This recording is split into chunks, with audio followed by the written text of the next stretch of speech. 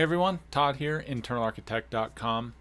In this video, you're going to learn about why patience isn't just a virtue. It's actually an incredibly important part to your life. Now, patience is yes, it is a virtue. It is so important to be able to learn to be patient in this world in this day and age because of just how quickly we can get information and how quickly decisions can be made that can create anxiety and frustration. And because of how quickly that happens, it is really important to learn the patient side of things and to not react or overreact about stuff that we come across on a daily basis.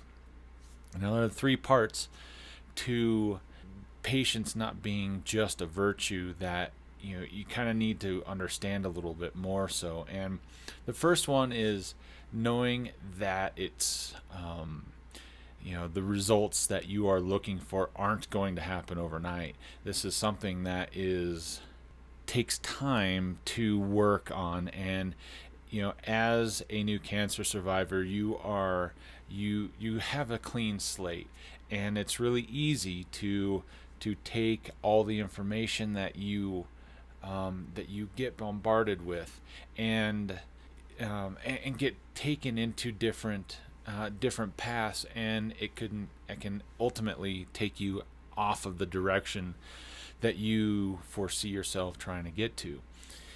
I like to call it kind of the shiny metal object syndrome, and I think that's one of the reasons why I kind of take a huge step back from a lot of social media stuff, is because it's so quick.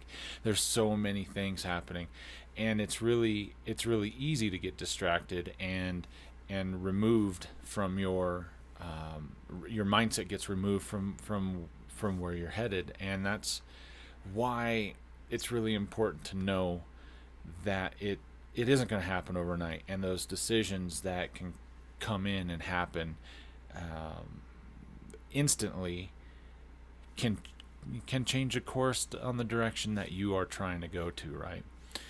The second one is there are a lot of fake teachers and gurus out there that make it sound easy. And I think the most important part to it is the shortcuts lead to long delays. After cancer, you might be going through a lot of just you're questioning yourself, you're questioning life, you're questioning, what is my purpose, and that's why it's important to feel comfortable with the people that you surround yourself, and even your teachers and your peers and mentors, even, to get the right kind of information. And hopefully that is kind of the thing that I'm trying to do with Internal Architect, is just give you a lot of real life insight into what it takes to really start getting back on your feet and feeling good about yourself after cancer. There's so many aspects and so many ways that I really had a hard time trying to find any good information after my experience. And that is one of the main reasons why I'm trying to give you all this information. And I hope it's really kind of coming through. It doesn't matter to me, and I'm not trying to get get into your pocket, because I don't think that's really a good way to go for cancer survivors, especially after going through treatment. And you might have a similar experience as myself, where you ended up using all your retirement, all your savings, everything that you had, just to kind of get through it, and now you are like rebuilding. And it's really easy to get taken by that shiny metal object and what seems and appears to be promises that people like those teachers, those fake gurus, are putting out there. And at the end of the day, they're just really trying to get in your pocket. And part of my goal here with Internal Architect is to give this information to you for free. Really, it's a lot of good common sense, and there are things that you might have already learned that you haven't thought about in a really long time.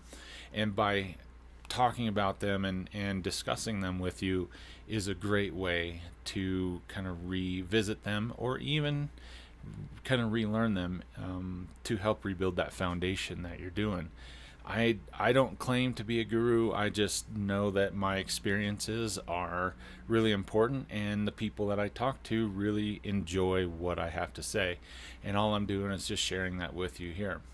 And that's what I'm doing with Internal Architects. So be aware that there are a lot of fake gurus out there, and a lot of personal growth coaches that are just trying to get in your pocket, and it might be a really good idea that if you are signed up for some of these email lists and some of these classes and courses, is just to, if it's really consuming your time and your energy, is to get off of them and to unsubscribe to these courses, because it's really your time is the most valuable thing, and you want to be able to get the best information you can as inexpensively as possible. And that's what we're doing here today and with this channel. And number 3 is,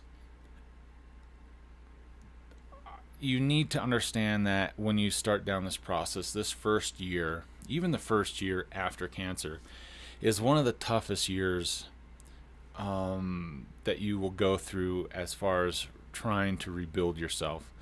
You go through a lot of different mental challenges, and you go through a lot of frustration and a lot of uncertainty. And because of that, that's why learning to be patient with your situation and your future outcome is incredibly important. And to going back to the number 1 thing, that's why it doesn't happen overnight.